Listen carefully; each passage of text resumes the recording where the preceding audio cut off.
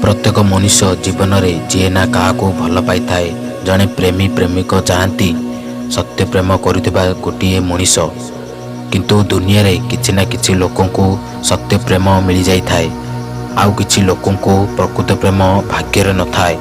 चलतु जानिबा सत्य प्रेम करुवा चारोटी चिन्हट। प्रथम आसे शर्त।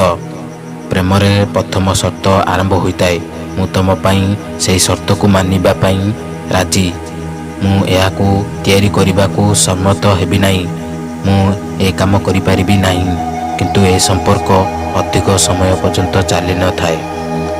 द्वितीय आसे बाध्य। सत्य प्रेम करुवा मनीष तुमको केबे बाध्य कर न थाए केवल तुमर खुशी रे से तार खुशी को स्वीकार करे आपण इच्छा रे ही तार खुशी होता है। तृतीय आसे मनर कथा।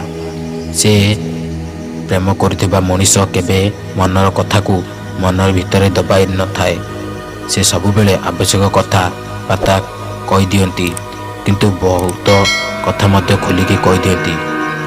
चतुर्थ आसे जत्न। सत्य प्रेम करुवा लोक ताठारु अधिक तुमको जत्न नहीं थाए। तुम ऊपर को जेकोसी समस्या आसिले तुमठू अधिक सामना वाला को बहुत कष्ट होता है।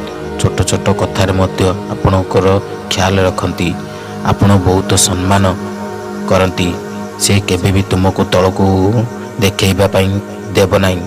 प्रकृत प्रेम छोट निष्पत्ति किंबा बड़ निष्पत्ति रे नेला बेले सर्वदा अन्यर परामर्श दे थाए।